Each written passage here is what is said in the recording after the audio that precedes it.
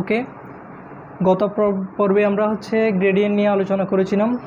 তো এই পর্বে আমরা একটু বিস্তারিত আলোচনা করব। আচ্ছা, তো এটা যদি একটা সেল হয়, তো নর্মালি সেলের মধ্যে পটাশিয়াম বেশি থাকে সেলের মধ্যে, এবং বাইরে পটাশিয়াম কম থাকে। তো নর্মাল ডিফিউশনের মধ্যে বেশি থেকে কমের দিকে যাবে নর্মালি। আচ্ছা, তো এখন আমরা এটা একটা সেল নিলাম,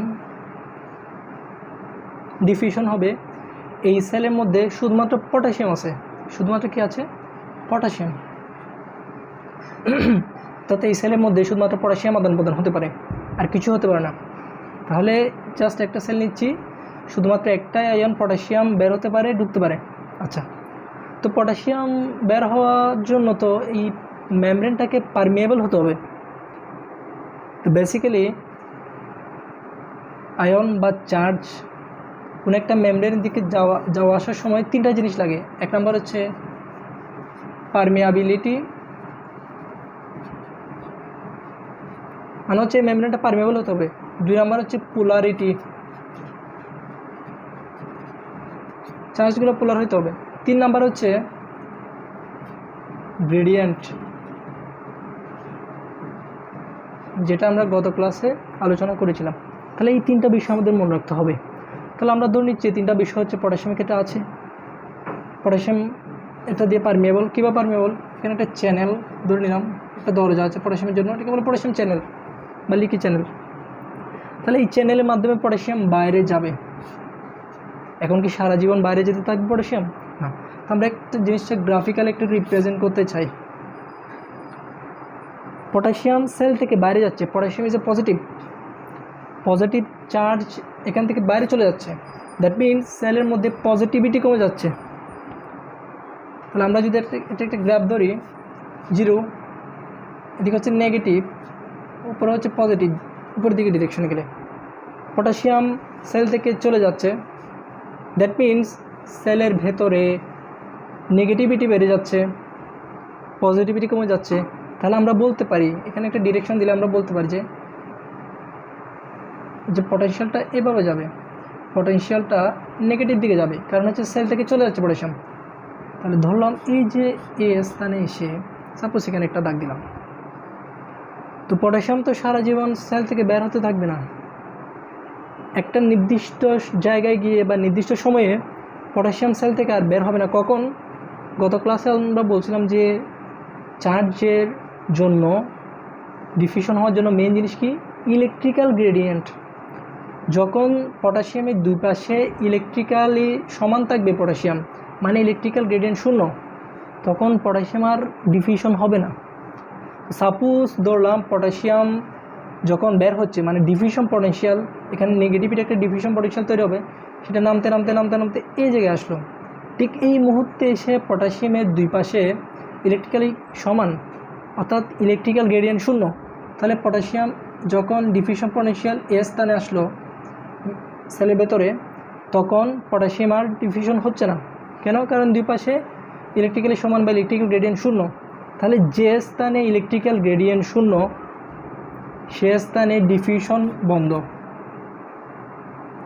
তাহলে ইলেকট্রিক্যাল, আমি যদি লিখি ইলেকট্রিক্যাল গ্রেডিয়েন্ট ইকুয়াল টু 0 যে স্থানে, সে স্থানে ডিফিউশন ব্লক।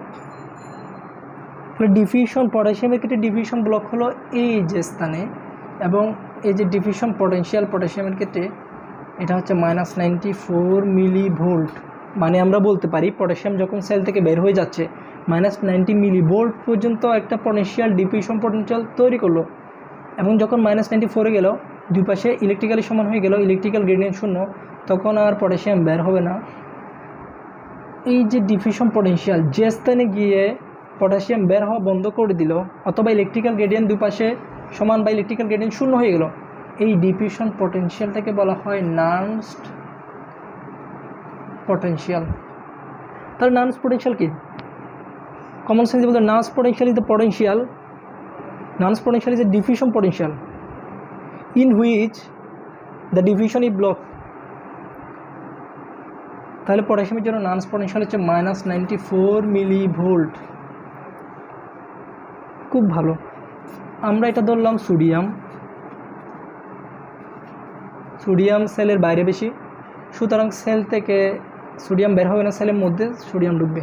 এখানে সোডিয়াম চ্যানেল আমরা দিয়ে নিলাম, সোডিয়াম বাইরে থেকে ভেতরে ঢুকছে। সেম কাহিনী সোডিয়ামের ক্ষেত্রে গ্রাফটা কী হবে, যেহেতু সোডিয়াম ভেতরে ঢুকতেছে, পজিটিভ ভেতরে বাড়তেছে, গ্রাফ উপরে যাবে। ধরলাম এখানে গেল, এখানে ডিফিউশন ব্লক হয়ে গেল এই ডিফিউশন পটেনশিয়ালে। এই ডিফিউশন পটেনশিয়ালটা হচ্ছে সোডিয়ামের জন্য +61 মিলিভোল্ট। তাহলে এটাই হচ্ছে নন পোটেনশিয়াল অফ দ্য সোডিয়াম। কারণ সোডিয়ামের ক্ষেত্রে এই ডিফিউশন পটেনশিয়ালে গিয়ে আমাদের হচ্ছে সোডিয়ামের ডিফিউশনটা বন্ধ হয়ে গেছে। তাহলে যে স্থানে গিয়ে বা যে ডিফিউশন পটেনশিয়ালে ডিফিউশন বন্ধ হয়ে যায় তাকে বলে নন পোটেনশিয়াল। তাহলে আমরা যদি দেখি নন পোটেনশিয়াল অফ সোডিয়াম হচ্ছে +61 millivolt, non potential of potassium হচ্ছে -94 মিলিভোল্ট। আচ্ছা, তো একটা সেল তো শুধুমাত্র সোডিয়াম শুধুমাত্র পটাশিয়াম নিয়ে ডিল করে না, সে তো একসাথে দুইটা বা আরও অনেকগুলো আয়ন নিয়ে ডিল করে। তো আমরা একটা সেল ধরে নিচ্ছি, এই সেলটা শুধুমাত্র সোডিয়াম না, সোডিয়াম এবং পটাশিয়াম দুইটা নিয়ে ডিল করে, সাথে ক্লোরাইড বাইকার্বনেট নিয়ে ডিল করে। তো আমরা বেসিক্যালি এখানে সোডিয়াম এবং পটাশিয়াম নিয়ে কাজ করব। তাহলে এটা একটা সেল, সোডিয়াম বাইরে থেকে ভেতরে ঢুকবে, পটাশিয়াম ভেতর থেকে বাইরে যাবে। পটাশিয়ামের জন্য যে নন পোটেনশিয়াল -94 মিলিভোল্ট, সোডিয়ামের জন্য +61 millivolt. Here is the point. আমরা এখানে আলোচনা করেছি একটা আয়ন নিয়ে প্রতিটা সেলে, কিন্তু আমরা এখন আলোচনা করতেছি দুইটা আয়ন নিয়ে বা একাধিক আয়ন নিয়ে। এর আগে আমরা যে ডিফিউশন পটেনশিয়াল +61 -94 মিলিভোল্ট এটা নির্ণয় করেছিলাম, অর্থাৎ সিঙ্গেল আয়নের জন্য আমরা যেভাবে নির্ণয় করেছিলাম, সিঙ্গেল আয়নের জন্য এটাকে বলে নান্স ইকুয়েশন। তাহলে আমরা যে +61 অথবা -94 মিলিভোল্ট পেলাম, এটা কীভাবে নির্ণয় করলাম, এটা হচ্ছে নান্স পোটেনশিয়াল দিয়ে আমরা নির্ণয় করলাম। তো নান্স পোটেনশিয়ালটা কী আমরা যদি একটু করে লিখি, EMF electromotive force equal to হচ্ছে +-61/z, জেড মানে হচ্ছে তাদের আয়ন সংখ্যা, into log concentration of inside concentration of out. মানে কি, মানে হচ্ছে আমরা যদি সোডিয়ামের ক্ষেত্রে চিন্তা করি +61 নিচে Z1, কারণ সোডিয়ামের হচ্ছে +1, অথবা পটাশিয়াম +1 লগ, এখানে যদি আমরা লগ দিই সোডিয়াম ইনসাইড সোডিয়াম আউটসাইড।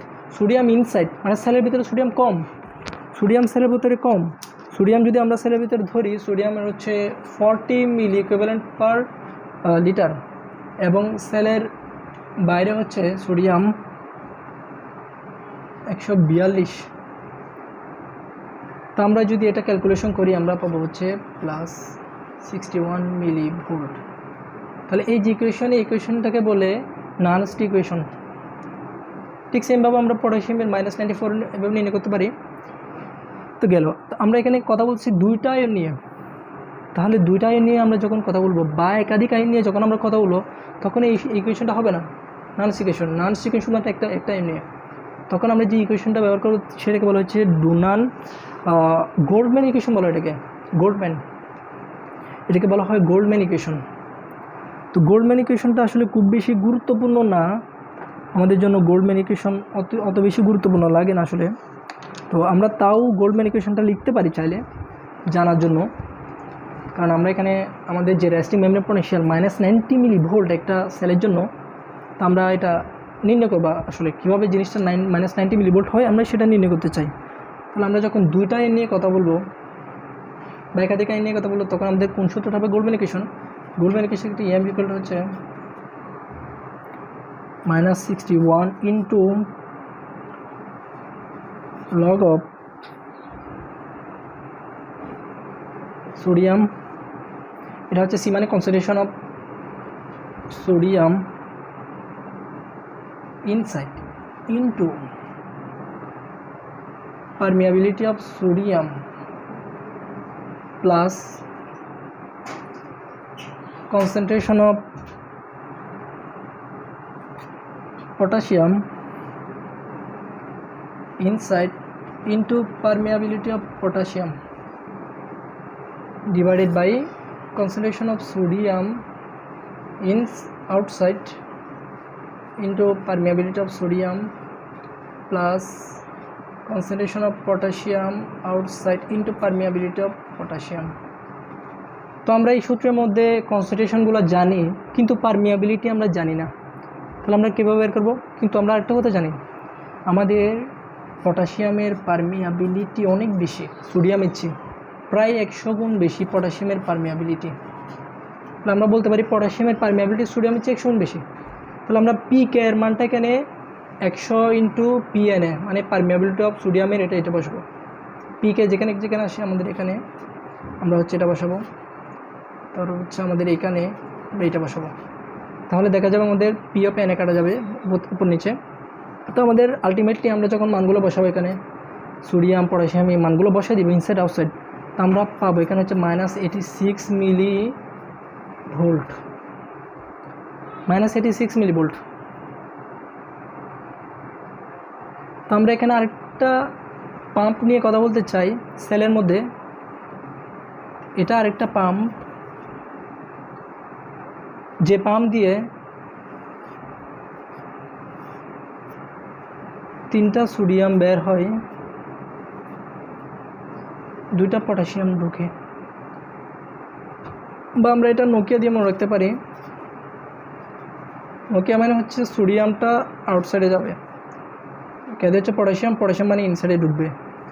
তাহলে 3টা সোডিয়াম বের হচ্ছে, 2টা সোডিয়াম ভেতরে ঢুকতেছে। আলটিমেটলি আমাদের সেলের মধ্যে একটা নেগেটিভিটি তৈরি হয়ে যাচ্ছে, মানে একটা পজিটিভ বেশি চলে যাচ্ছে।